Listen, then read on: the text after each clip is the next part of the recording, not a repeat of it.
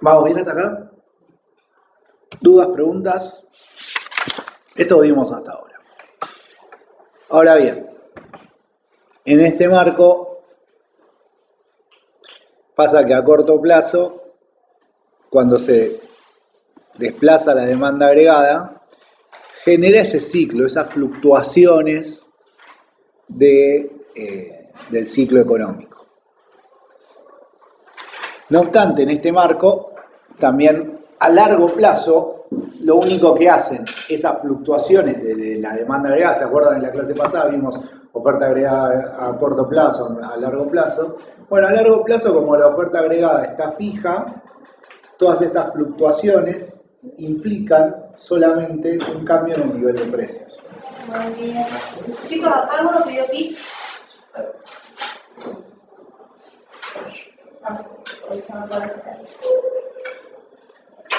Disculpa las molestias. ¿A largo plazo como los precios están fijos de plazo? No, justamente, a largo plazo la fluctuación, como la producción está fija, la oferta agregada de largo plazo.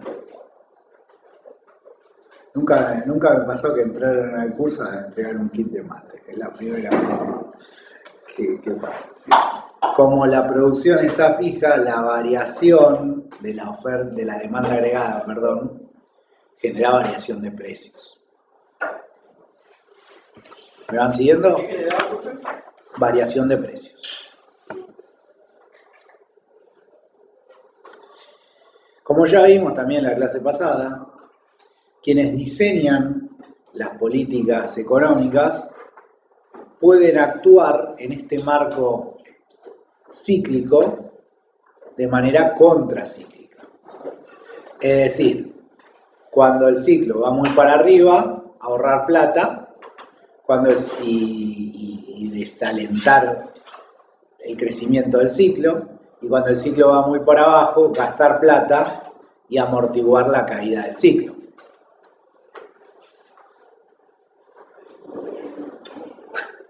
¿Qué proceso lo reunís? Lo vimos en la clase pasada, básicamente apunta a que cuando la economía va para arriba, los creadores de política económica pueden desacelerar ese crecimiento y ahorrar. Y cuando la economía va para abajo, los mismos creadores de política económica pueden salir a gastar y amortiguar esa caída.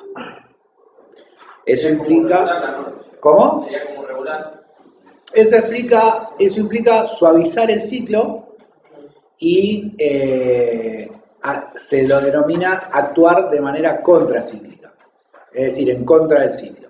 Pensémoslo más en términos, a ver, ¿vieron las heladerías? Las heladerías como que funcionan más fuerte en verano y en invierno, bueno. O sea, que está haciendo YPF ahora, de que va a ofrecer nafta más barata de madrugada, como para... Bueno, eso un poco suavizaría el ciclo. No sabía ese dato. Sí, están por lanzar. No Está sé si bueno. YPF solo o en general. Para que cargues a la madrugada y no vayas a cargar a la mañana donde tenés todas las filas de autos. Eso un poco suavizaría el ciclo de carga. O sea que vos, en vez de tener todos cargando a las 8:30 de la mañana antes de ir a trabajar, tendría gente cargando más temprano y eso, sí, bueno. Acá pasaría algo similar. ¿Qué es lo que pasa? Cuando agarra un periodo de efervescencia la economía, el Estado tendría que cobrar más impuestos y a su vez gastar menos. Entonces eso genera, primero, se desalienta el crecimiento económico y a su vez se genera un fondo de ahorro. Y a su vez, y después cuando la economía va para una recesión, el Estado tendría que salir a gastar más, hacer lo contrario, ¿no? Salir a gastar más, ahorrar menos y justamente eso amortiguaría la caída del ciclo económico.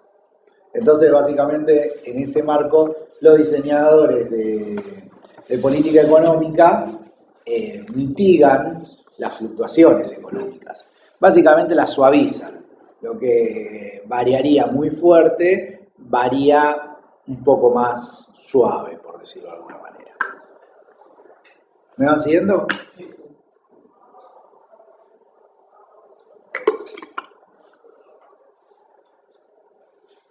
En este marco, ya como vimos la clase pasada, los desplazamientos de la oferta agregada pueden generar esta inflación, pero los diseñadores de política económica pueden mitigar este efecto, como por medio del gasto contracíclico.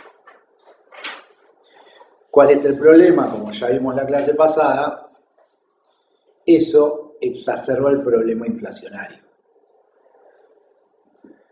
¿Por qué? Porque se mitiga el problema en la producción, pero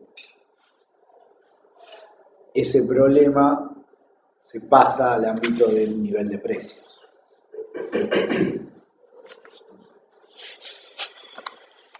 Ahora bien, con el planteo más puro de la teoría keynesiana, inicialmente se discute esta cuestión, yo diría refuta bastante fuerte, pero se discute la cuestión de la ley de Say. Es decir, Keynes plantea la economía no desde el lado de la oferta, dice que no toda oferta crea su propia demanda, sino que la economía keynesiana se basa en justamente una economía de la demanda y no de la oferta. ¿Cuál es el camino que plantea Keynes para el crecimiento económico? Un crecimiento de la demanda efectiva. ¿La economía keynesiana? Se basa más bien en la demanda y no en la oferta, y por lo tanto el camino que plantea Keynes para el crecimiento económico se basa en el principio de demanda efectiva. ¿Demanda? Efectiva.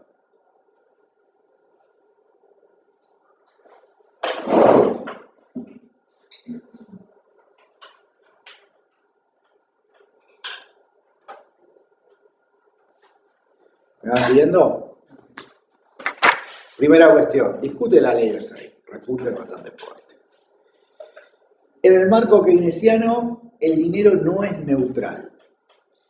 ¿Qué quiere decir esto? Y que bueno, el dinero, por distintos mecanismos, afecta, al menos en el corto plazo, después veremos en el largo plazo, pero al menos en el corto plazo, afecta el nivel de producción. Después vamos a ver los mecanismos por los cuales lo afecta.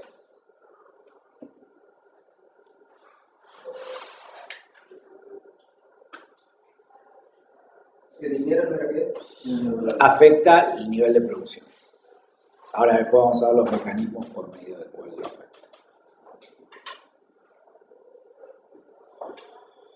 En este marco, la cuestión del dinero y las expectativas empresariales son fundamentales dentro del planteo keynesiano más clásico. De nuevo, son dos cosas que cuando se hizo la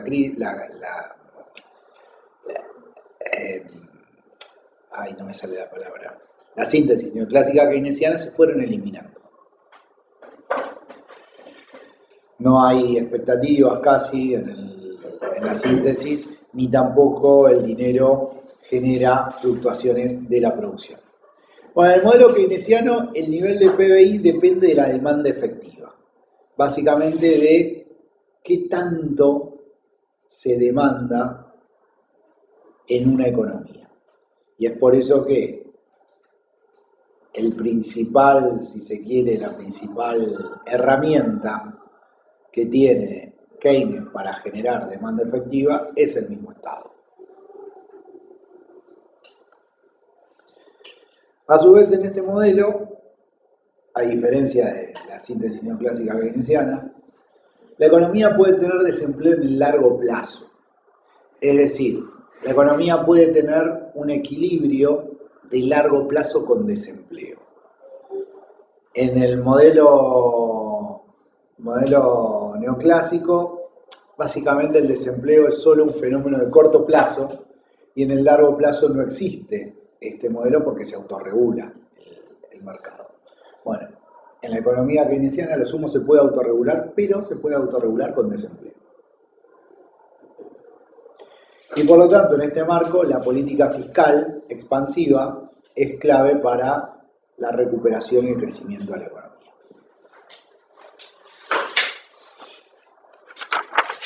¿Venimos bien? Perdón, ¿qué sería la política fiscal expansiva? El gasto público. Ahora vamos a ver. ¿Como déficit fiscal o algo así? Gasto. Puede ser déficit o puede no ser déficit, pero el gasto en sí. Después se ve cómo se financia, si se financia, vamos a llamarlo, con recursos genuinos o con deuda. O con emisión. Bueno, en este marco tenemos como dos grandes herramientas que tiene el Estado a su alcance. Por un lado tenemos política monetaria y por otro lado política fiscal. En el modelo de la síntesis neoclásica keynesiana, la política monetaria era neutral y la política fiscal tenía un rol más bien subordinado, como decíamos. Es un modelo centrado en la oferta. Desde el lado del modelo más keynesiano, bueno, tenemos una fuerte importancia tanto en la política monetaria como en la política fiscal. Vamos con eso. Primero, política monetaria. Ya habíamos visto la clase pasada cómo influye el nivel de precios en la demanda agregada. Habíamos visto que cuando se reduce el nivel de precios, eso lo vimos en la clase pasada, existe un efecto riqueza, básicamente la gente compra más porque está más barato la producción, un efecto en la tasa de interés, menor precio genera menor interés y eso genera mayor producción. Y por último, genera un efecto en el tipo de cambio. ¿Por qué? Porque los bienes locales se volvían más baratos que los bienes extranjeros, por lo tanto se generaba más producción. Eso lo vimos en la clase pasada. Ahora bien, en este marco, dentro del modelo keynesiano, aparece lo que es el mercado de dinero. Ahí no se llega a ver del todo bien, pero el mercado de dinero muestra una oferta de dinero vertical y una demanda de dinero con pendiente negativa. ¿Lo llegan a ver todos? ¿Se ve ahí? ¿Y qué variables relaciona? Relaciona, por un lado, en el eje horizontal cantidad de dinero y en el eje vertical tasa de interés. ¿Se entiende hasta ahí? Vamos a hacer unas cosas porque esto de ponerlo pantalla completa no sirve mucho.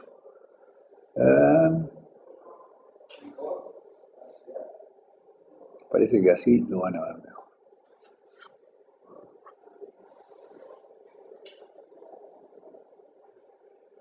Ahí está. ¿Se ve ahí mejor?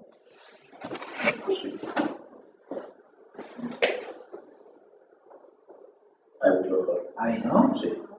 ¿Estamos bien ahí? Bueno. Bien. Bien. ¿Qué es lo que pasa en este mercado? Bueno, cuando nos encontramos con una tasa de interés que está por encima del equilibrio, por ejemplo, acá. ¿Qué es lo que va a pasar? Si la tasa de interés está por encima del equilibrio, va a haber menos gente que va a demandar dinero. ¿Me van siguiendo? Es decir, va a haber una tasa de interés que el mercado va a percibir muy alta, la gente va a dejar su plata en el banco y por lo tanto cuando la deja en el banco va a tener menos demanda de dinero en el bolsillo. ¿Me van siguiendo? ¿Y eso qué va a generar? Que va a haber un sobrante de dinero en la calle, pues la gente la va a querer dejar en el banco. ¿Me van siguiendo? Y eso va a tender a hacer que baje la tasa de interés y por lo tanto si se quiere, se acomode al equilibrio. Viceversa pasaría si la tasa de interés estaría por debajo del equilibrio. La gente percibiría que es muy baja la tasa de interés, que no vale la pena tenerla en el banco, y por lo tanto, ¿qué es lo que haría? Demandaría más dinero para tener en el bolsillo y eso generaría que aumente la tasa de interés. Esto recordemos siempre algo bastante simple, que es que, bueno, la tasa de interés no es otra cosa en última instancia que el precio de tener la plata en el bolsillo. El costo de oportunidad de tener la plata en el bolsillo, de pedir plata, de prestar plata. ¿Me van siguiendo? Por lo tanto, el mercado de dinero, en este caso, establecida su oferta y su demanda, tendería a el nivel de interés de equilibrio. No obstante, siempre entendiendo que este mercado justamente es dinámico, ¿qué puede pasar? Puede variar la oferta o variar la demanda. ¿Me van siguiendo? ¿Venimos bien? ¿Qué pasa? Por ejemplo, cuando se genera un incremento en el nivel de precios. Cuando se genera un incremento en el nivel de precios, que se reduciría la demanda agregada, no obstante, se incrementaría la demanda de dinero. ¿Por qué? Si aumenta el nivel de precios, a ver si me siguen. Aumenta el nivel de precios, yo voy para seguir demandando la misma cantidad de cosas que demandaba, ¿qué voy a requerir? Más plata. Por lo tanto, se va a incrementar la demanda de dinero, lo ven ahí de azul a rojo, ven que pasa la curva de demanda de dinero, y eso ¿qué va a generar en última instancia? Que va a aumentar la tasa de interés. ¿Me siguen? Acá estamos viendo cómo varía la demanda de dinero. ¿Me van siguiendo hasta acá? Sí, tengo una consulta. Sí. ¿Cómo juega el hecho de que, a ver, en los últimos años el uso de efectivo se ha reducido sustancialmente? Totalmente. Entonces, el dinero sigue estando en el banco, o en la billetera virtual, lo que sea, hasta el momento en que efectivamente lo gastamos. Sí. Entiendo que este concepto es más que uno antes cobraba el sueldo, lo retiraba. Es hasta ahí. ¿Por qué? Vos antes, a ver, por decirlo de una manera, antes se utilizaba menos la caja de ahorro. Hoy en día se utiliza más la caja de ahorro. A los efectos de este modelo, que vos la tengas en caja de ahorro o que la tengas en el bolsillo, funciona de la misma manera. ¿Por qué? Porque vos la tenés disponible y en última instancia no está a plazo fijo generando interés. ¿Se entiende? Quizás acá la vuelta de tuerca se puede dar por el híbrido que puede representar una billetera virtual. ¿En qué sentido? Vos hoy en día, hablando de gente de nuestra época, ¿no? Vos antes la tenías en la caja de ahorro o la tenías en el bolsillo y el interés era el mismo, cero. La única manera que no estaba disponible era poner un plazo fijo y estaba haciendo tasa. Hoy en día, antes prácticamente nadie la dejaba en el banco, en la caja de ahorro, como no había tantos medios, la sacabas y la gastabas en el mes. Y lo que te quedaba de última después veías qué hacías. Hoy en día, si se quiere, el proceso es al revés, digamos. Vos cobrás, está la plata en el banco, la vas gastando, si necesitas sacás algo, pero en tanto y en cuanto no la pones en plazo fijo, la plata es lo mismo que la tengas en el bolsillo. La diferencia, si se quiere, está en, viste, las monedas... Sí, billetera virtual o un fondo que tenés las dos, que está generando guita, pero a su vez... la tenés disponible. La tenés disponible. Ahí sería un gris entre las dos situaciones. ¿Por qué? Porque vos ahí disponés de la plata, igual, justamente, eso funciona en tanto y en cuanto mucha gente tenga la plata ahí y no la toque en la billetera virtual. ¿Por qué? ¿Se acuerdan la clase que vimos de bancos? Que decíamos, bueno, el encaje. Bueno, acá pasa algo parecido. Eso funciona en tanto y en cuanto un 80-70% tenga la plata ahí y no la toque. Si todos la sacamos, básicamente no nos van a pagar ese plus que te paga la billetera virtual. Igual, no sé, ¿alguien tiene plata inmovilizada en billetera virtual? ¿Cuánto pagan? ¿Alguien sabe? ¿Cuánto pagan? 27, creo, depende. depende de la billetera. Y es automático, o sea, vos tenés... el rendimiento. Día a día. 26 a 31. ¿Cuánto? De 26 a 31. La densidad de 31 según. Yo tengo mucho miedo porque a mucha gente, a 2 personas le han sacado créditos y nada. Porque depende también del movimiento que vos tengas. Tipo, si a vos te pagan, no sé, en la cuenta de DNI o en el BNA y la pasas al Mercado Pago, haces un movimiento de 1.000.000 y algo de pesos, pero si superas los 800 ya te empiezan a investigar. Cuando tenés igual dinero. No, a mí me da mucho miedo el tema de las billeteras virtuales, que te la pirateen, por eso como que no. Pero bueno, hay gente Los que... chicos, los jóvenes lo usan. Sí, lo usan Incluso se mucho. la van pasando. O sea, mi hija, para los cumpleaños, si le regalás plata o lo que sea, ya no la deja en Mercado Pago, sino que la mueve a otra que es Cocos, porque paga más. Coco Capital, sí. Cocos Capital. Pero ahí ya estás, ahí no la tenés disponible, ¿o sí? Sí, la tienen disponible. Y Cocos, o sea, Cocos no te... No tengo Cocos yo. ¿Nadie tiene Cocos acá? Nunca lo escuché. La primera vez que lo escucho yo. Sí. Es como un gestor de bolsa, pero que hace otras cosas, pero más divertido, digamos.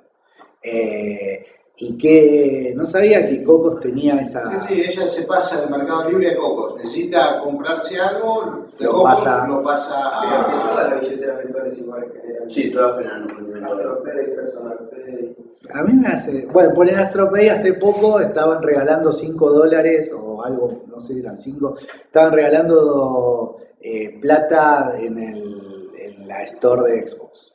Si vos pagabas con AstroPay, te daban no me acuerdo cuánto era, de que no lo pagabas. Era un cupón, sí, una especie de cupón que no lo pagabas. No sé dónde está el truco, porque nunca me metí a estudiarlo muy en profundidad. Ahora hay un tema, una competencia fuerte en los reintegros de viajes de subte. Sí. Pagás. Bueno, pero ahí hay una explicación más simple de qué es. Como es algo que está recién saliendo, el pagar el subte con... Sí, una modalidad generar el hábito para que... Generar el hábito y que ya después te quede, si se quiere, Se la... están matando, o sea, Sí. con tarjeta tenés de terminal rentero, Mercado Pago, pagás con QR y el viaje subte te cuesta 200 y pico de pesos contra casi 1000. Sí, eso escuché. Pero bueno, y además, no sé, yo hace mucho que no viajo, ¿te sirve con cualquier celular? A ver, chicas, chicos, por favor. Sí, igual ahora están implementando. NFC el 90%, si tenés QR es el 75%. Te genera, vos con el celular, te genera un QR en la pantalla y vos con el celular, como hacés con el chino, con el... Sí, lo pagás con el celular. Ah, buen dato. No, está bueno. Esa es 75. Tenés Está- hasta 5.000 pesos. Está bueno para por saber. semana. Bien. Bueno, me fui un poco, pero al Vamos al final... tema del dinero, o sea, estábamos hablando, si esto es de una época donde el efectivo era hablar de dinero y el ahorro era cuando estaba en plazo pico, o ahora que estamos en que el efectivo ya no se usa tanto y se No, usa en realidad acá la diferencia fuerte está en hasta qué grado vos, por eso se dice preferencia por la liquidez. ¿Qué implica la liquidez? Sí. ¿El efectivo es líquido? Sí. Ahora, una caja de ahorro también es líquida. Un plazo fijo no es líquido. Acá el parteagua está en si está haciendo tasa o no y si está disponible o no. Todo este modelo no está pensado Claro, no tiene para la lógica del híbrido. disponible y a la vez está generando. Exactamente. Todo este modelo no está pensado para eso. No obstante, pensándolo en términos del híbrido, a ver, entiendo que ahí el híbrido lo que hace es, hasta si inclusive se para por delante de compite con la caja de ahorro. ¿En qué sentido? Compite con la caja de ahorro y con el plazo fijo a la vez. ¿En qué? En que te da las bondades de tener, de la caja de ahorro, tener la disponibilidad y la bondad del plazo fijo de la rentabilidad. Me suena, estoy hablando desde un lugar muy especulativo lo que estoy diciendo, ¿no?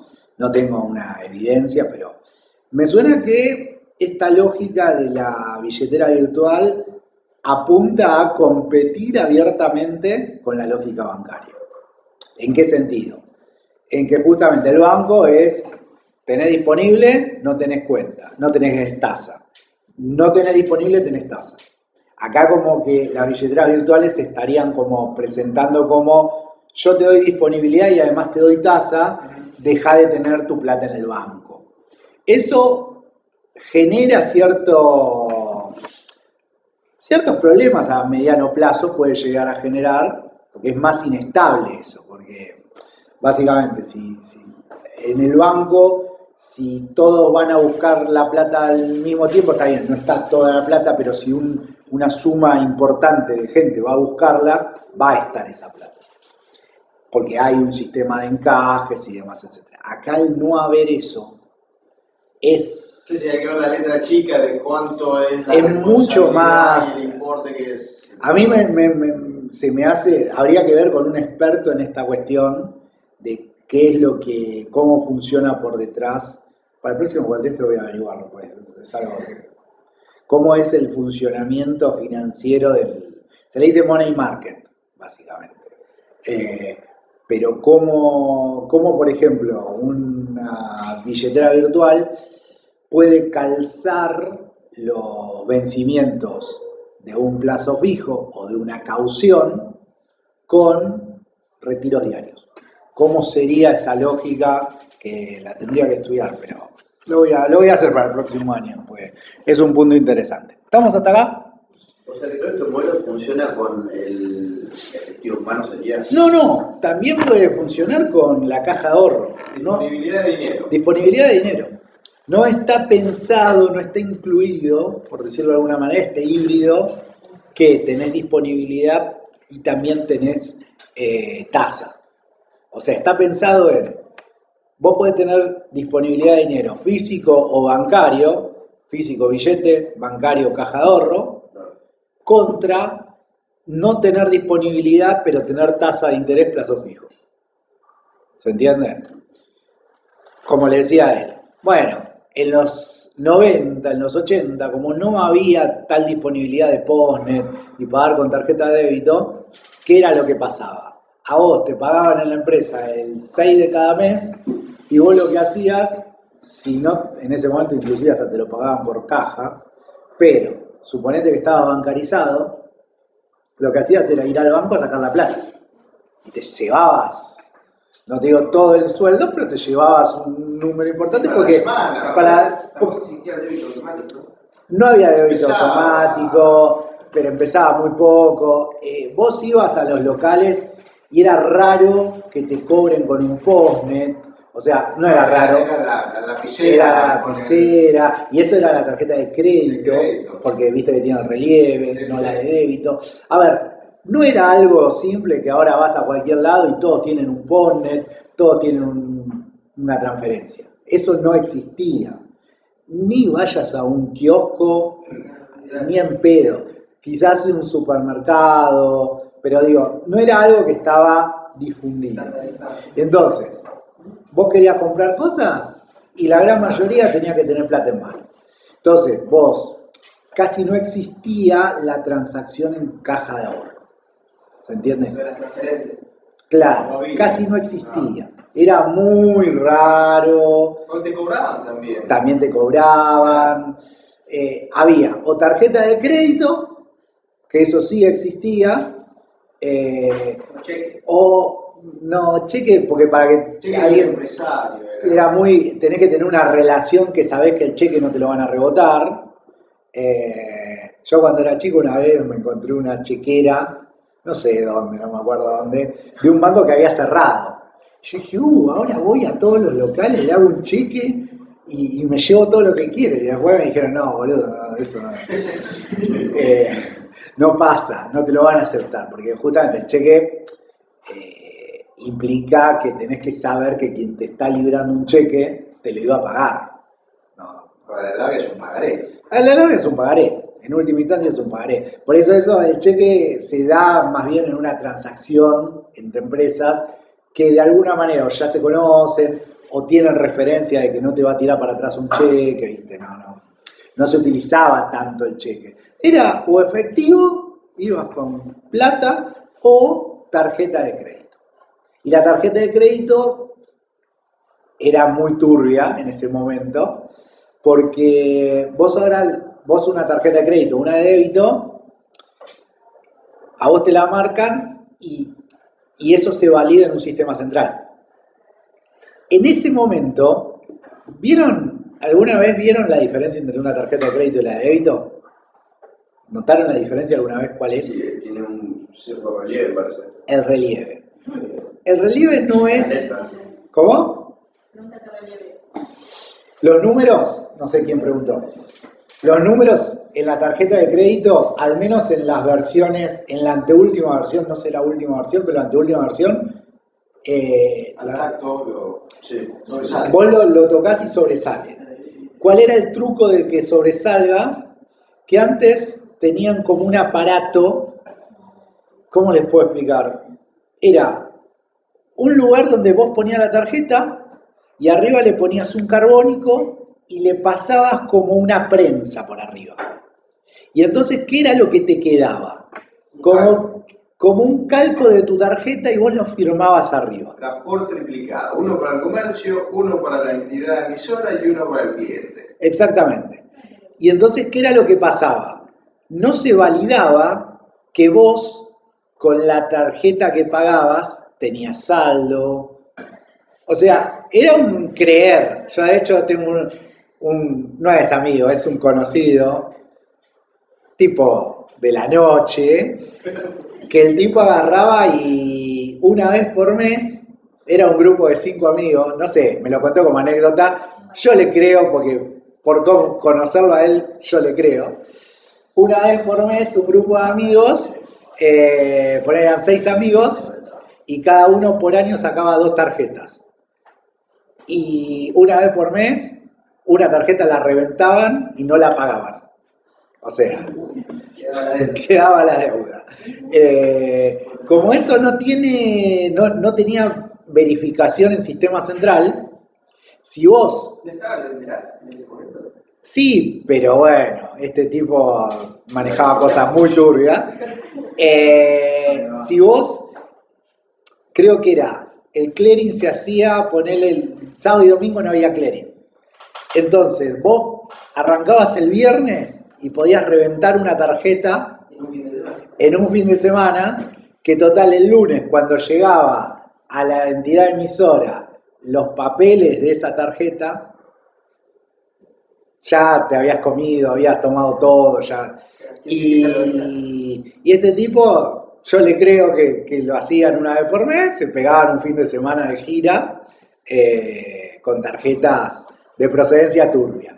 Entonces ahí no tenés verificación central, ¿se entiende? Lo mismo pasaba, en ese momento era muy normal que la gente en inmigración pase con pasaportes falsos. ¿Por qué? Porque no tenías la verificación a sistema central. Vos hoy en día, con un pasaporte, te lo escanean, y si tu pasaporte es argentino y estás en el aeropuerto de España, va a la base de datos argentina y verifica que esos datos biométricos sean tuyos. Bueno, en ese momento no existía eso. Entonces, cualquiera con pasaporte falso se iba del país, entraba al país, era un viva la pepa. Y con la cuestión del dinero pasaba eso. O sea, tenían como un sistema que era muy, muy, muy pedorro, y andás a ver de dónde sacaban las tarjetas, esa es la otra. Y nada, las reventaban, y después vos ponele, vino a tu restaurante, comieron 10 personas, pagaron con tarjeta de crédito. Igual yo entiendo que eso se debía hacer cargo no el restaurante, sino la tarjeta de crédito. Que de hecho hoy, si alguien te roba los datos, vos declarás, vos renegás de los movimientos, no reconoces y se hace cargo la tarjeta de crédito. Bueno, en ese momento era mucho más fácil hacer eso. Era muy sencillo hacer eso. Y bueno, este chabón. De hecho, cuando vos pagás el resumen de la tarjeta, no se lo pagás directamente al banco, pagás a la tarjeta, ¿no? Ahí me mataste.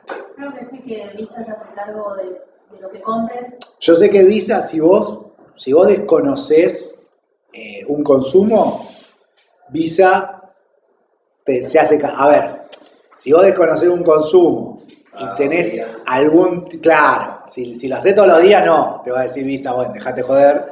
Pero si vos lo hacés y tenés medianamente alguna prueba, lo sumo Visa te investigará un toque. Pero es lo mismo, no sé.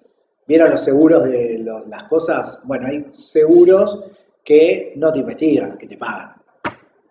O sea, por ejemplo, si vos denunciás un robo de una rueda, para la entidad aseguradora es más caro investigar el robo que pagarlo.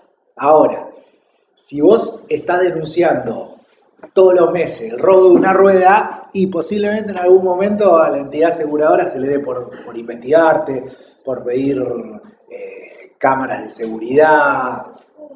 Te manda el kit de rueda antirrobo la próxima.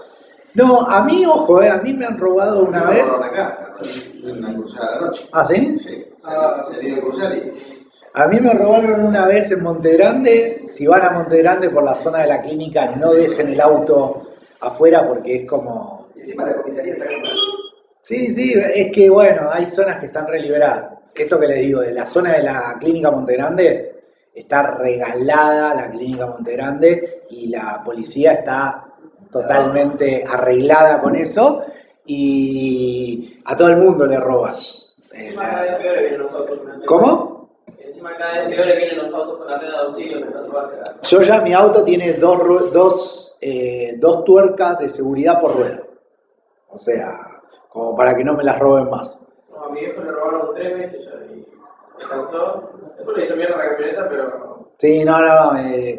Bueno, los seguros, depende el tipo de seguro que tengas y depende cómo te roben. Hay veces que vos decís, me robaron y te pagan. ¿Por qué? Porque sale más caro investigar, pero si ya sos muy burdo. Hace poco agarraron a una mujer que fingió el robo de su auto, acá en la zona, no me acuerdo si es Adrogué o Lomas, quedó presa. Porque fingió el robo de su auto. Me hiciste acordar, ¿viste el caso de la mujer que le depositaron por equivocación como 500 millones de pesos? Ahí gastó todo. Para mí está muy mal que la metan presa. Lo sumo que le hagan devolver lo que pueda devolver y bueno, ¿cómo? Pero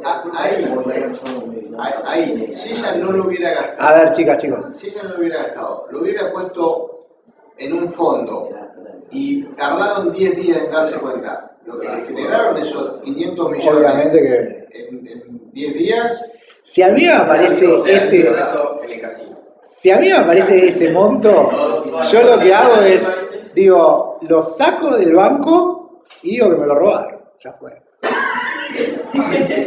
Nunca más, sí. A ver, obvio, averiguaría quién me lo puso esa plata, porque por ahí lo puso alguien que, no sé, que se va a comprar su casa. Pero si me viene de una mega empresa turbia, sí, o viene de Visa, y lo saco. Una amiga una vez hizo algo parecido, que también sacó un crédito y fue al banco, sacó la plata y dijo que la robaron y no pagó nunca más el crédito. Básicamente lo estafó al banco. Dijo que la robaron y entonces, claro, no tenían que embargarle. Y hizo la denuncia que la habían robado. Obviamente, estamos hablando en un contexto donde no había tanta cámara, Ahora, otro amigo lo que hizo una vez, tengo muchos amigos turbios, un amigo agarró y había comprado una computadora y vieron que cuando compran una computadora en Frave, Garbarino, ahora Garbarino no existe más, pero les ofrecen seguros por robo. Bueno, en un momento donde no había cámara, donde no había nada de eso, lo que hizo fue, el seguro era por un año, a los 7 meses cayó en la comisaría, dijo, me robaron la computadora. Y explícame dónde, acá, cómo eran, acá, pum, y le pagaron la computadora. O sea, porque ahí en la aseguradora no le conviene investigar. Es como que le sale más plata investigar que pagar la computadora. Ya si uno viene con un historial de que todos los meses te roban algo, y bueno, sí, ahí sí te van a investigar. Una cosa es si te sale mal. Sí. Hoy en día, con la cantidad de cámaras que hay, si te sale, a ver, si alguien sospecha, cagaste. No se puede. Ya esas cosas hoy en día no se podrían hacer. Pero bueno, en su momento, todas estas cosas turbias se podían hacer porque no había validación instantánea y no había registro. Entonces, al no haber validación y no haber registro, sí. Es muy difícil comprobar que lo que vos decís que hiciste no pasó. Entonces, bueno, eso se generan esos problemas. Bien, volvemos. Última consulta con Dale. respecto a esto. Si ahora, no sé, el día de mañana, como que, no sé cómo se llama la palabra, como que todo el mercado se vuelve moneda cripto. O sea, dejamos usar billetes, dejamos usar transferencias y usamos criptomonedas. ¿Seguiría funcionando este modelo o cambiaría completamente? Y no sé, soy una persona que conoce muy básico el mundo cripto, porque hoy por hoy es algo que sigue siendo muy de nicho. O sea, muy poca gente maneja cripto y no la está manejando como... O sea, muy poca gente maneja cripto y la gente que lo maneja como depósito de valor, no como medio de cambio. O sea, no es que te vas a comprar una pizza con criptomonedas, ¿se entiende? Entonces es algo todavía más de nicho. O para negocios turbios. O para negocios muy turbios. Sí, los negocios turbios, las criptos son ideales. Sí, pero no se puede hacer. Por eso no... Hoy en día hay como toda una moda de querer saber las criptos, pero la realidad es que las criptos no dejan de ser algo muy de nicho todavía. Muy de nicho. Por eso, bueno, no hay todavía mucho manual de economía que abarque las cuestiones cripto.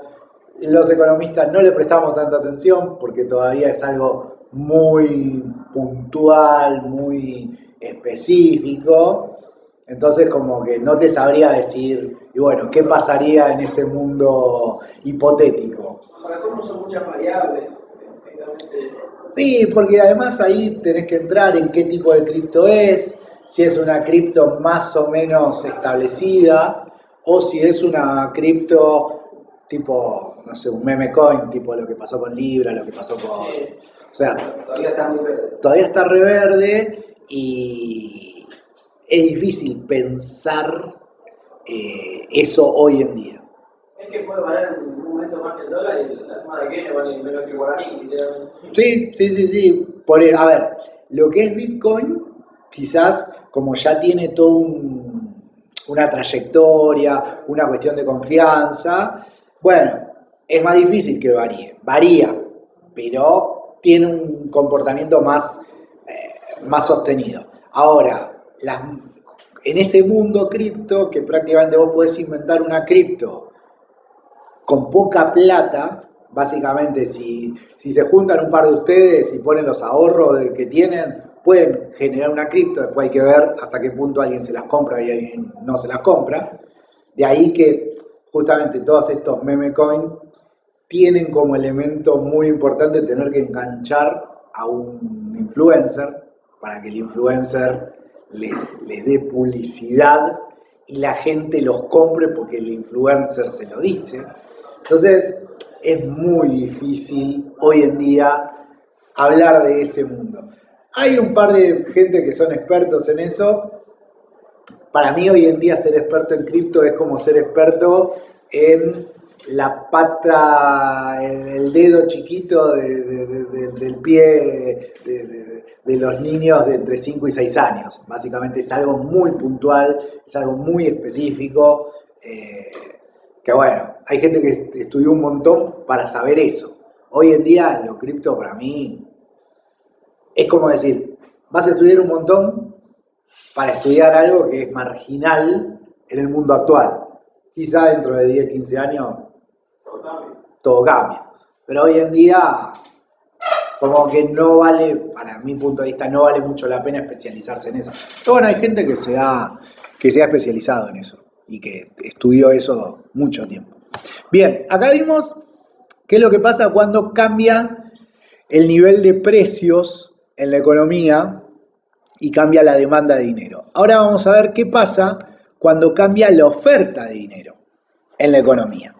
Cuando cambia la oferta de dinero, pasamos de la línea azul a la línea roja. ¿Qué es lo que va a pasar? Va a haber mayor dinero, va a haber mayor liquidez y eso va a tender a reducir el nivel de tasa de interés, básicamente el precio del dinero. Hay más dinero, va a bajar su precio, va a bajar la tasa de interés. Y si baja la tasa de interés, se va a incrementar la demanda agregada. Por un lado, porque la gente va a demandar más, porque el crédito va a ser más barato, pero sobre todo porque al bajar la tasa de interés se va a generar un incremento de la inversión. Básicamente, baja la tasa de interés, va a haber mayor inversión en la economía real. ¿Me van siguiendo hasta acá? ¿Sí? ¿Venimos bien? Es lo que hablábamos, que cuando la tasa de interés es alta, las empresas en lugar de producir la ponen a trabajar o no la ponen en ningún lado, pero no les conviene poner un emprendimiento productivo. Cuando la tasa de interés tiende a bajar, bueno, o quien no tiene el capital decide, bueno, tomo un préstamo, total, está barato, o quien tiene el capital dice, y bueno, en vez de dejarla en el banco a un nada por ciento mensual, la pongo en un kiosco o un taller. ¿Vamos bien? ¿Me van siguiendo? Bien. Dijimos, por un lado política monetaria, el modelo keynesiano privilegia, por un lado política monetaria y por otro lado, sí, y por otro lado política fiscal. ¿Qué implica esta política fiscal? Bueno, la política fiscal se nutre de dos grandes elementos. Por un lado, el gasto y por otro lado, la recaudación o los impuestos. Pregunta, acá no hicimos el trabajo práctico de presupuesto, ¿no? ¿No? Lo podemos hacer la próxima clase. Bien, buen punto. No es algo que van a tener que entregar, sino que es algo para intercambiar acá. Pero vamos a ver como temas complementarios el tema de presupuesto, que es bastante interesante. Bueno, la política fiscal básicamente se dota de dos grandes herramientas. Por un lado, el gasto público y por otro lado, la recaudación. Básicamente, ¿de dónde saco recursos y cuántos recursos saco? Y por otro lado, ¿cuánto gasto y en dónde gasto? ¿De dónde saco los recursos y cuánto uso? ¿Cuántos recursos saco y de dónde? ¿Y cuánto gasto y de dónde? ¿Y dónde? ¿Esto qué implica? Como cuestión más general, ayuda a memoria. Cuanto más gasto y cuanto menos recaudo, ¿me van siguiendo? Más allá de que haya déficit, pero en términos de política macroeconómica, cuanto más gasto y cuanto menos recaudo, más incremento la demanda agregada. Si yo quiero tener una política fiscal expansiva que agite la demanda agregada, que la incremente, ¿qué es lo que tengo que hacer? Por un lado, gastar más y por otro lado, recaudar menos. Cuando gasto más, incremento la demanda agregada. Cuando recaudo menos, ¿qué estoy haciendo? Le estoy dejando al sector privado gastar más. ¿Me van siguiendo? ¿Se entiende esa lógica? Por lo tanto, una política fiscal expansiva implicaría gastar más y recaudar menos. Una política fiscal contractiva que implicaría, al revés, gastar menos y recaudar más. ¿Cómo era la primera, profe? Una política fiscal expansiva que implicaría gastar más y recaudar menos. Esto, como dijimos, implica déficit fiscal, pero en términos macroeconómicos implica un incremento de la demanda agregada. Contractivo, gastar menos sobre todo. Y por el contrario, como decís vos, una política contractiva, Gastar menos y recaudar más. gastar menos, recaudar más, eso generaría un superávit fiscal, pero en términos macroeconómicos generaría una reducción de la demanda agregada. ¿Se entiende eso, chicos? Si el Estado quiere incentivar la economía, ¿qué es lo que tiene que hacer? Por el lado del gasto, cobrar, por el lado del gasto no, por el lado de la recaudación, cobrarnos menos impuestos. Entonces nosotros gastaríamos más. Y por el lado del gasto, gastar más. Obviamente que eso va a ir generando un déficit fiscal. Pero en términos de la demanda agregada, se va a incrementar la demanda agregada. ¿Me van siguiendo? Esto para, o sea, serían mecanismos para regular la economía. Mecanismos para intervenir en la demanda agregada. Por eso es muy común que en los años impares en Argentina se genere una política de este tipo, con mayor gasto y menor recaudación, ¿Por qué los años impares? porque hay elecciones. Años impares decís. Este año. Ah, O sea, los años que hay elecciones, ¿qué es lo que suelen hacer? A ver, ¿ustedes se creen que es casualidad que ahora se abrió la rotonda de Los Pinos? No es casualidad. se abrieron. ¿Ya abrió? Sí. Sí. ¿Dónde lo suba por eso? Pero sí, se abrió la rotonda de Los Pinos en Temperley y el bajo nivel se abrió este año. ¿Es casualidad? No, no es casualidad. Siempre en los años electorales, de hecho, no sé, ¿quién es padre, madre acá? ¿Vos y alguien más? Bueno, son todos muy chicos.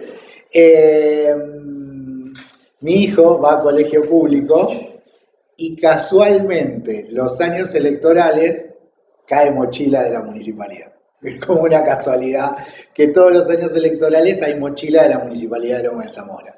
Los años pares no hay mochila. Es como ya un chiste entre los padres. Bueno, este año no compramos mochila porque viene la de la municipalidad, como que mochilas y útiles, todos los años impares te vienen, los años pares no hay. Bueno, terminan el caminito de la universidad, la casa. Siempre en años impares se gasta más en obra pública, en salarios estatales, que en años impares. A ver si, miren, esto es bastante burdo. A ver si lo tengo. Ah, no. A ver si lo tengo en este pendrive. No sé si lo traje en el mismo pendrive. A ver si está acá. ¿Me vienen siguiendo? Próximo punto. Esta política fiscal va generando algo que se denomina efecto multiplicador.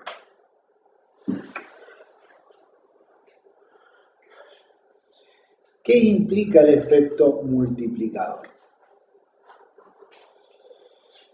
Por ejemplo, yo soy, ¿cómo se llama el intendente de acá de Cascallares? Y entonces yo hago la rotonda de Bursaco. Generar la rotonda de Bursaco, póngale que es una obra que salió 100 millones de pesos. Vamos a poner números así en el aire. Ahora bien, yo gasté 100 millones de pesos, gasté en cemento y contraté una empresa constructora de construcción civil. ¿Me van siguiendo? Ahora bien, esos 100 millones de pesos va a generar un primer movimiento en la demanda agregada. ¿Me siguen? ¿Lo ven ahí? De la línea azul a la línea punteada. Ahora bien, ¿qué va a pasar? Yo le pago a la empresa de construcción civil y la empresa de construcción civil, supongamos que no paga costos de nada más que de salarios y el resto es ganancia. ¿Me van siguiendo? Ahora, esa empresa le va a pagar a gente que antes no tenía salario. ¿Se entiende eso? Y esa gente que no tenía salario va a ir a comprar al chino, y va a ir a comprar al kiosco, y el chino va a tener que contratar a un determinado repositor. Como un efecto dominó. Como un efecto dominó que se lo denomina efecto multiplicador. ¿Qué implica? Que el incremento en el consumo, en la inversión, en el total de la economía, va a ser muy superior al incremento inicial del gasto. ¿Se entiende? Implica el incremento, o para llamar poco. Básicamente, el incremento total que se va a dar a partir de un gasto va a ser muy superior al importe del gasto inicial. No es como la teoría del derrame, algo así. Habría una especie de derrame, que en realidad más que de derrame sería de consumo en cadena. Consumo, inversión en cadena. Básicamente. De nuevo, yo soy el intendente de Almirante Brown. Hago la rotonda. La rotonda le gasto en cemento y en una empresa de construcción. Cuando gasto en cemento, bueno, a la empresa que le compro el cemento, ahora va a tener una nueva demanda y por lo tanto va a tener que contratar a un cajero nuevo. Y ese cajero nuevo va a ir a su kiosco del barrio y va a comprar más cigarrillos. Y a su vez va a generar que, bueno, otro repartidor de cigarrillos tenga que trabajar más. Y a su vez, por el otro lado, a la empresa constructora yo le pago y esa empresa por ahí tenga que comprar, no sé, una grúa nueva porque no tenía grúa. Bueno, la empresa de grúa va a tener más trabajo. A su vez va a contratar un obrero nuevo para construir esa grúa nueva. Ese obrero que contrata antes no tenía salario y ahora por ahí se compra un aire acondicionado con su salario. Y así se va como generando un efecto multiplicador. Se denominaría eslabonamientos en la economía, se le dice. Es decir, a partir de un gasto se van generando eslabonamientos, se van generando demandas derivadas de ese gasto. Que son más grandes que el gasto inicial. Que son más grandes que el gasto inicial. A eso se lo denomina efecto multiplicador. Básicamente sería el efecto que trae el gasto inicial. El efecto secundario, podemos decirlo, que trae ese gasto inicial.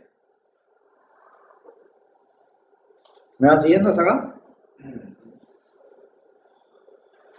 Es decir, eso va generando en la economía un efecto que es mucho más grande que el efecto original de ese gasto. ¿Estamos bien hasta acá? Vamos. Bien. Bueno, acá lo planteo como desplazamientos adicionales de la demanda agregada que se producen con una política fiscal de expansión, incrementa el ingreso y por lo tanto aumenta el gasto de consumo.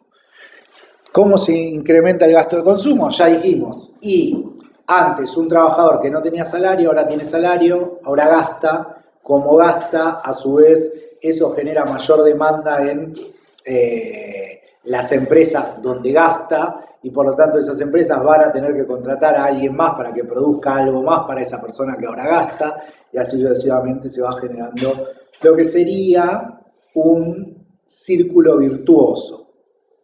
Obviamente que esto, si uno se lo pone a pensar en términos lógicos, uno que diría, y bueno, gasto y total todo va para arriba y así nos vamos para arriba eternamente. Gasto más. Todos ganamos. Todos ganamos. Esto obviamente que tiene un techo, o sea, no es algo infinito. Si yo gasto y bueno, en algún momento, primero por un lado, como ya dijimos, el mayor gasto sin recursos implica déficit y el déficit Claro, porque vos o siempre deuda. estás gastando y estás a la misma vez recaudando menos. Podés recaudar más si querés, pero el tema también, el recaudar más tiene un límite, ¿se entiende? A ver, vos me podés, yo soy Cascallares, ponele. Yo puedo decir, bueno, gasto más y por el momento soy prolijo y les cobro más a ustedes a Vélez. Le cobro más a Vélez y a su vez cobro algunas multas más que me generan un ingreso. Y por el momento gasto y no tengo mayor déficit. Ahora bien, en algún momento, si yo sigo con esa lógica, me voy a chocar con que ya a ustedes no les puedo cobrar más ABL, porque no me lo pagan, porque no tienen plata para pagarlo, y que no puede hacer más multa porque ya la gente se da cuenta que andás por Almirante Brown, te hacen una multa y ya esquivan venir por Almirante Brown. Entonces, va a llegar un momento en que voy a incurrir, si sigo creciendo el gasto. O sea, se podría dividir en corto y largo plazo. Claro, en el corto plazo por ahí podés generar un incremento del gasto, vamos a llamarlo prolijo, equilibrado, con mayor nivel de recaudación. Lo que pasa es, bueno, el nivel de recaudación es finito. Llega un momento en que ya está, hasta acá. Y si seguís gastando, ahí sí, incurrís en déficit. Y el déficit, tenés distintas opciones. O deuda o emisión. Los municipios no tienen posibilidad de emisión, por lo tanto no le queda otra que endeudarse. ¿Se entiende? Y en algún momento, también, a ver, la deuda te permite patear ese déficit un tiempo, ese crecimiento del gasto un tiempo. Llega un momento en que ya está, también te dicen, bueno, ya te presté mucho, empezame a devolver. Usar todas las palancas que quieras, pero en algún momento. En algún momento, pero ojo, eso es importante. Existen las palancas, existen los conejos de la galera. Eso hay que entenderlo siempre y en los últimos 5 años los economistas nos hemos tropezado siempre con la piedra de no, ya no hay más conejo y apareció un conejo.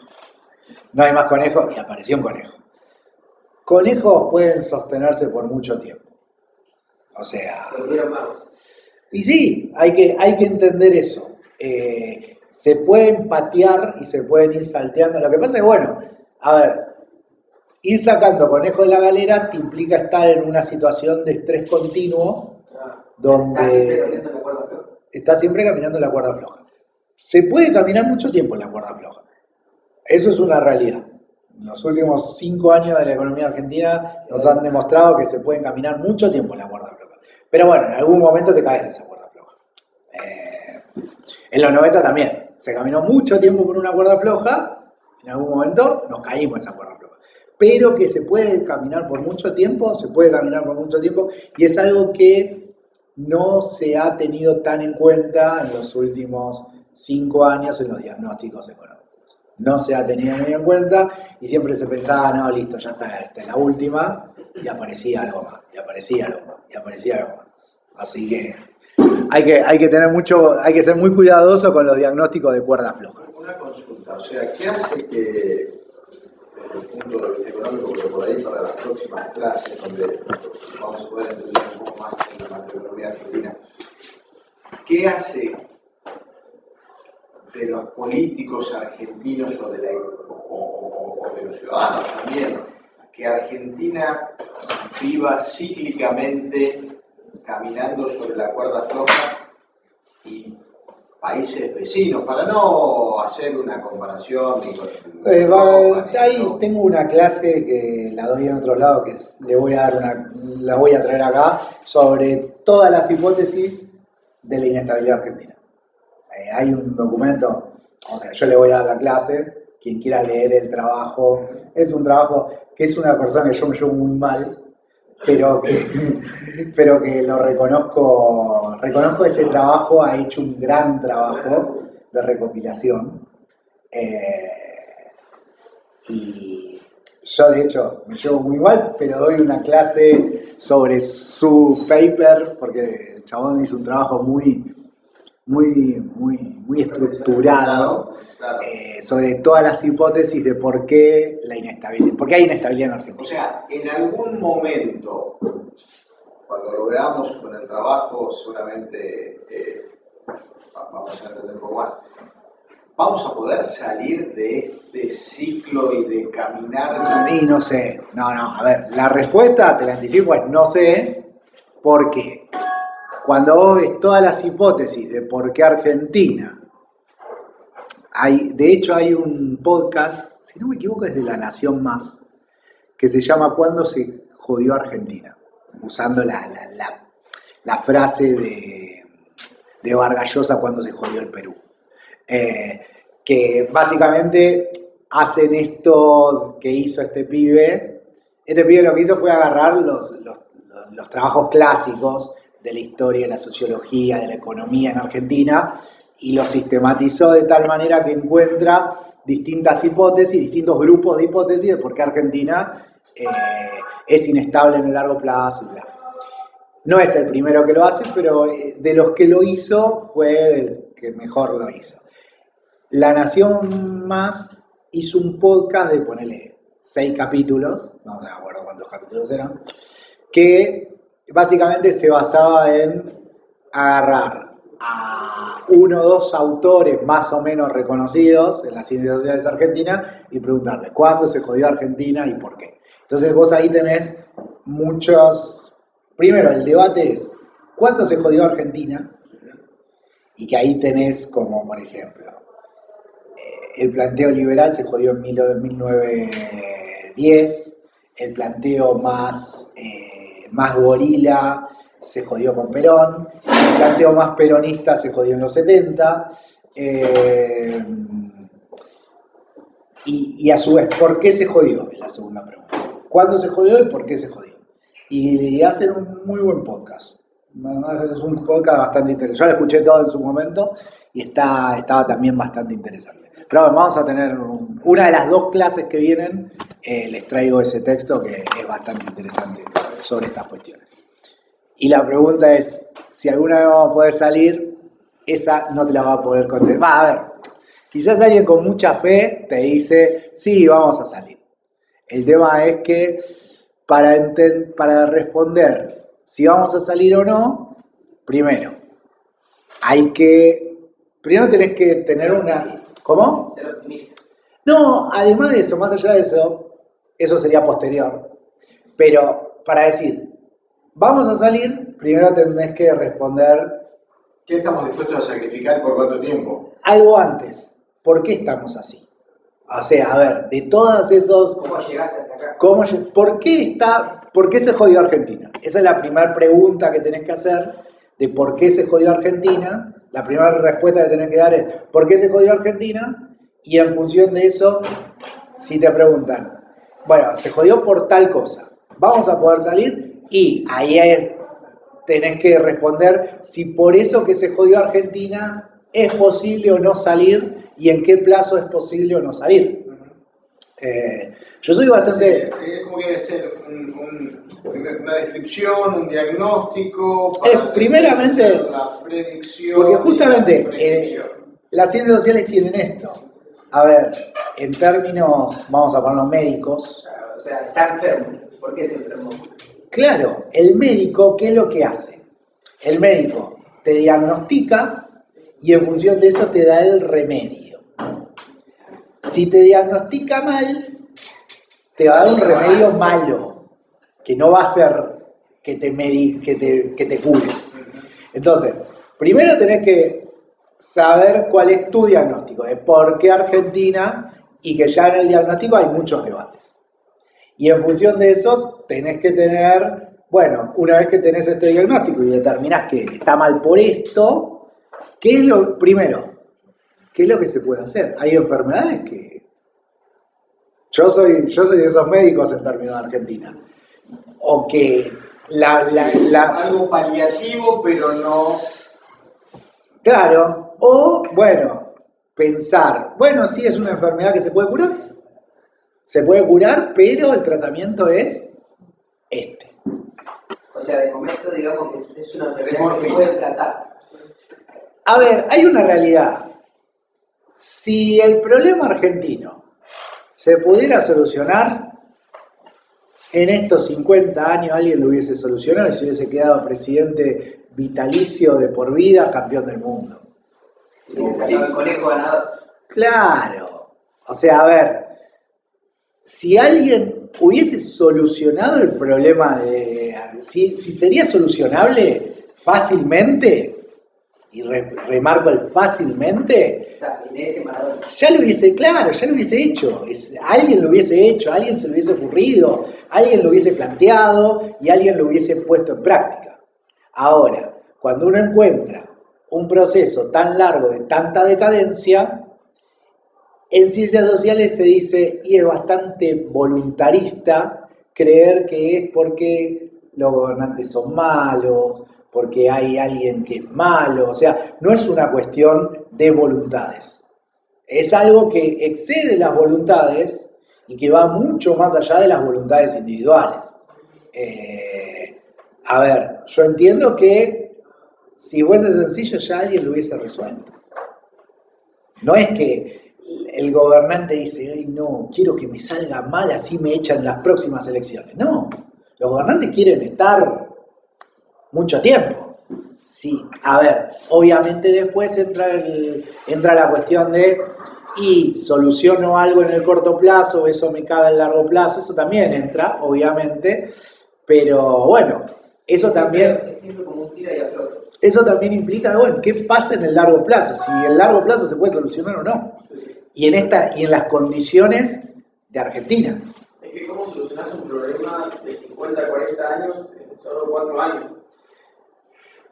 Pero el tema es si se puede solucionar en 4 o 5 años.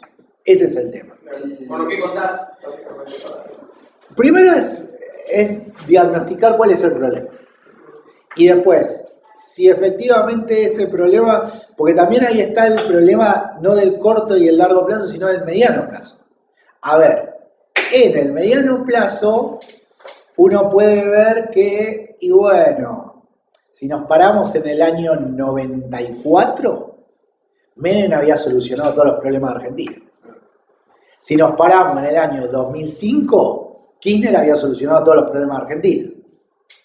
El tema es que, bueno, sí, ahí te puedes comer una curva, y sí. es que la economía no es lineal, ¿no? No es para nada lineal y el mediano plazo, si se quiere, es el más traicionero, porque ese es el plazo donde vos decís, y bueno, vengo con un impulso, el caso de Menem o de Kirchner, venía de un proceso bastante caótico, la hiperinflación en el 2001, ordenaron más o menos las variables, el país venía creciendo hace 3, 4, 5 años, y entonces ahí hay mucha gente que flashea, ya está, presidente vitalicio. Milei lo está haciendo a los 16 meses esto, está diciendo, ya está, el mejor gobierno de la historia, presidente vitalicio. Pero bueno, el largo plazo. A ver, ¿En qué momento parece una curva? el presidente vitalicio, imaginémonos que, de nuevo, a Menem le duró hasta el 95 y a Néstor le duró hasta el 2008, el creerse presidente vitalicio. Estamos hablando de 2003, 5 años de un lado, y del otro lado, 89, 94, 95, también 5 años.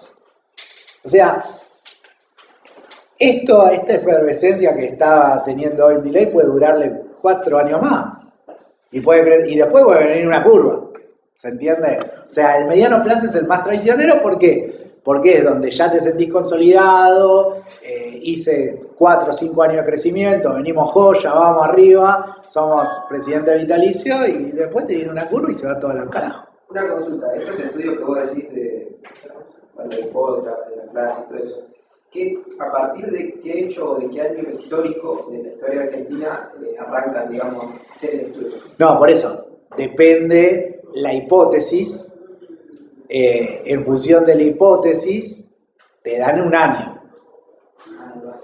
A ver, la hipótesis... O sea, la mayoría del siglo XX. Son todos del siglo XX, ¿sí? La mayoría, tenés hipótesis. Las hipótesis más libertarias te plantean que Argentina se cagó en la década del 10-20 cuando abandonó el liberalismo, ponele.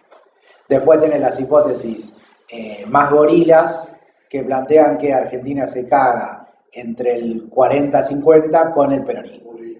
Después tenés las hipótesis más peronistas, más reformistas, que plantean que Argentina se caga en los 70 con la dictadura.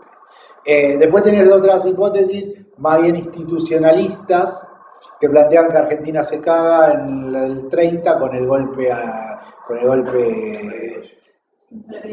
No me acuerdo quién era el presidente que con el golpe de Irigoyen, bueno, no me acuerdo a quién, pero hay un golpe en el 30, en la década de 29-30, Uriburu creo que, no me acuerdo ahora bien, con el golpe ese. Es decir, depende vos, de nuevo, es como un médico. ¿Cuál es el diagnóstico? ¿Cuál es la medicina para esto? Esto. Si yo diagnostico mal, puedo darte, no sé, una aspirina para... Por eso es muy variado. Obviamente. Y a ver, y las soluciones... Por eso tampoco se ponen de acuerdo. No, y además que las soluciones obviamente que tienen un costo político importante y que, a ver, si vos pensás que el problema de Argentina es que tiene una economía muy cerrada al mundo, ese es el diagnóstico, el medicamento para ese diagnóstico es abrir la economía. Y eso implica que, no sé, ponele que él hace remeras textiles acá en Argentina, que él desaparezca, por ejemplo. Ahora, si yo tengo el diagnóstico que Argentina, el problema de Argentina no es que está muy cerrada, sino que justamente está muy abierta al mundo, y ponele que él se dedica a importar estos aparatitos de micrófono, y ¿cuál es mi diagnóstico? Argentina está muy abierta al mundo, tengo que cerrar todo, lo mato a él en la producción, ¿se entiende? Pero yo creo que todos los periodos que fueron estables, los gobiernos coinciden en algo, en que haya equilibrio fiscal. O sea... Sí, el equilibrio fiscal ahí aparece más bien como, te diría, a ver, como un proceso que viene de... A ver, ¿qué implica tener equilibrio fiscal? Que de algún lado salió sangre. Y esos procesos tienen un equilibrio fiscal después de que alguien aceptó que salga sangre de sí mismo. ¿Se entiende? Vos fijate, aparece el periodo de Menem después de la hiperinflación. Aparece el periodo de Duhalde-Kirchner después del 2001. Aparece esto después de 15 años de malaria. Es decir, son procesos donde, obviamente, en un primer momento, y además, no es un spoiler, pero todos esos procesos de equilibrio fiscal fueron procesos que arrancaron con el equilibrio fiscal y en el mediano plazo desapareció ese equilibrio fiscal. Bueno, por eso, o sea, hay algo, como el remedio, traen llegar al equilibrio fiscal y después se olvidan. Pero no es que se olvidan, ahí está el tema. No es una cuestión de voluntad de que se olvidan y que llegan al equilibrio fiscal y después los gobernantes se vuelven populistas. Sino que, a ver, pongámoslo en nuestros términos. Si todos ustedes vienen de una crisis social, todos ustedes van a estar, si se quiere, sensibles, dóciles a el nuevo Salvador. Y entonces quizás en un primer momento yo les puedo recortar a ustedes las horas de clase, les puedo decir, ¿saben qué? Ahora se leen todo por su cuenta y yo vengo una vez por mes. Ahora, ¿eso hasta cuánto puede durar? ¿Puede durar en que yo logre disciplinarlos en el mediano plazo? Puede ser. Ahora, si yo no logro disciplinarlos en el mediano plazo, hacerlos que ustedes se queden tranquilitos y que mi palabra sea palabra santa y demás, que es lo que pasa normalmente en los gobiernos.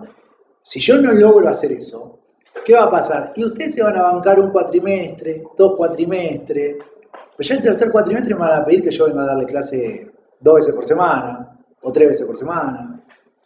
Y en algún momento, yo como gobierno, algún hueso les voy a tener que tirar. Vos fíjate, cuestión ahora, el Garrahan. Lo que viene pasando con el Garrahan. El Garrahan viene cobrando con el orto hace un montón de tiempo.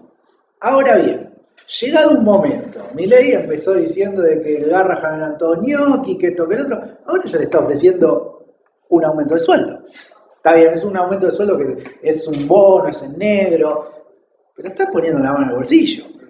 donde salten 10 casos Garham, digo, que toquen una fibra íntima, que el tipo va a tener que poner la mano en el bolsillo, y ese superávit, ¿se entiende? Hoy en día, ¿por qué existe ese superávit? Porque hay gente que se está bancando el recorte. Sí, que tiene Yo no sé cuánto tiempo más la gente se va a bancar ese recorte. ¿Se lo puede bancar 1 año, 2 años? ¿Se lo puede bancar 3 años?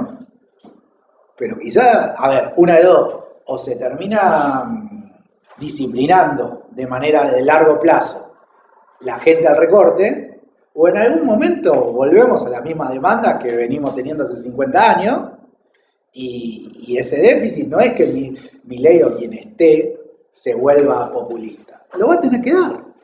¿Entendés? Lo va a tener que dar porque hay presiones sociales. Cuando se analiza, no para esta clase, para las otras, cuando se analiza la estabilidad económica de países vecinos, supongo que se tienen en cuenta determinadas características. Este país tiene tal cosa, tal cosa, tal cosa, tal cosa. ¿Se ve algo en Argentina que... Yo particularmente, mi hipótesis es que justamente la anomalía que tiene Argentina es una clase trabajadora que, al menos, que, si se quiere originalmente, tiene un plus, y supongamos que ese plus va hasta... Vale, se lo voy a hacer en el pizarrón porque acá no lo tiene el libro y me interesa que lo entiendan. Supongamos, situación.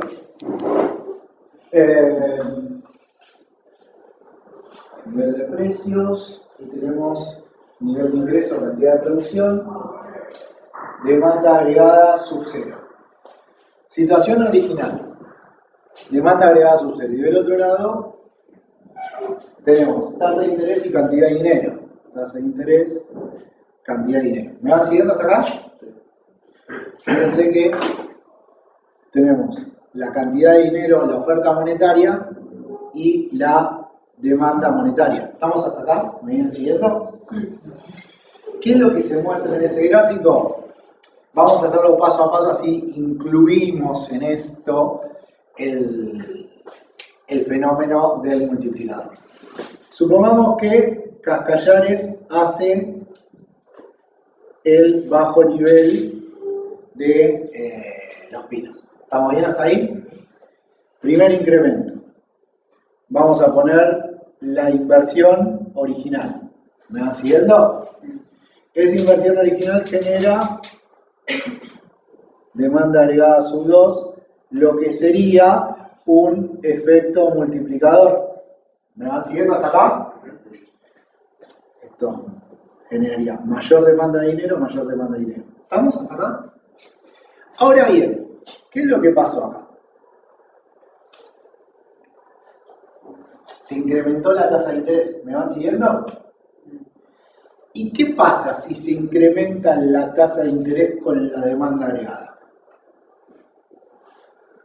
Que es un poco lo que está acá, pero acá se salteó la parte del multiplicador. ¿Qué pasa si se incrementa la tasa de interés con la demanda agregada? En relación a la inversión, específicamente. ¿Se reduce la oferta? La oferta no, la demanda agregada. Se reduciría la inversión. ¿Me siguen? Sube la tasa de interés, se reduce la inversión. ¿Se entiende eso? ¿Sí? Siempre que suba la tasa de interés, se termina reduciendo la inversión. A ver, ¿qué pasa? Acá en el efecto neto vas a tener una demanda agregada mayor, pero sería como demanda agregada 3 por el aumento de la tasa de interés. ¿Se entiende?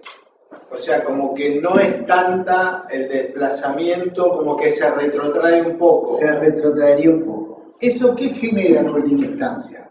Generaría un aumento en la demanda agregada en términos absolutos, no obstante generaría a su vez una especie de recomposición del contenido de esta demanda agregada. ¿Qué es lo que va a pasar? va a haber más demanda agregada, porque va a haber más gasto público, porque va a haber más consumo, pero porcentualmente, ¿qué va a haber? Menos inversión. ¿Por qué? Porque terminó subiendo la tasa de interés. ¿Se entiende esa lógica? Y al haber menos inversión, la demanda agregada vuelve un poco para atrás. Vuelve un poco para atrás. De nuevo, no es que compensa todo lo que se avanzó, pero matiza un poco el avance de la inversión más el efecto multiplicador. Avanza 3 casilleros y retrocede 1. Exactamente. Sería, vamos a ponerlo en términos de casillero, la inversión original avanza 2 casilleros. El efecto multiplicador le hace avanzar 2 casilleros más. Pero ¿qué pasa? Esos 4 casilleros que se incrementa la demanda agregada van a generar más demanda de dinero y por lo tanto más tasa de interés. Eso hace que se reduzca un casillero por el lado de que se va a reducir la inversión. Y así sucesivamente. Vamos a ponerle más nombres a esto. Esta inversión vamos a llamarlo que es justamente gasto público, porque se incrementa el gasto público en los componentes del PBI, ¿no? Aumenta el gasto público. Esto se va a incrementar el consumo por multiplicador y también la inversión de una u otra manera, porque las empresas van a tener que invertir para hacer frente a este mayor gasto y a este mayor consumo. ¿Me van siguiendo? Y esto se va a reducir por una reducción de la inversión que tiene que ver con el aumento en la tasa de interés. ¿Se entiende? ¿Se entendió ahí? Sí. Esa reducción de la inversión es porque al haber más tasa de interés prefiere poner a trabajar parte de lo que No, está porque invirtiendo. desalienta, a ver, al haber más tasa de interés, Le sale más desalienta, caro. sale, a ver, el que no tiene plata, cuando vaya al banco a pedir financiamiento para su proyecto, le van a cobrar más caro. Entonces, menos proyectos de inversión se van a dar. Y el que la tiene, Duda si ponerla en invertir o ponerla a trabajar. claro, va a tirarse más a ponerla en el banco. ¿Se entiende? ¿Se entendió esto? Sí. ¿Estamos hasta acá los contenidos? Hasta acá va a llegar el examen. Son las 10. Vamos a empezar con unos contenidos extra, pero el examen llega hasta acá. ¿Cómo? ¿Hasta gente de financiamiento? Sí, porque después lo que hay son datos estadísticos de la economía argentina. Básicamente estos son filminas de datos estadísticos. No vamos. Lo que sí vamos a empezar, o sea, en esta clase y la que viene, vamos a ver comercio internacional, que vamos a dejar hasta acá, comercio internacional, algunas cosas que ya vimos, barreras arancelarias, hasta acá, hasta balance de pagos. No es tanto, vamos a hacerlo rapidito. ¿Eso lo subiste? ¿Lo vas a No, subir? pero se los puedo subir, sí, se los mando por mail. Y después vamos a ver mercado de trabajo, la clase que viene, que tampoco es un tema que vimos Salteamos el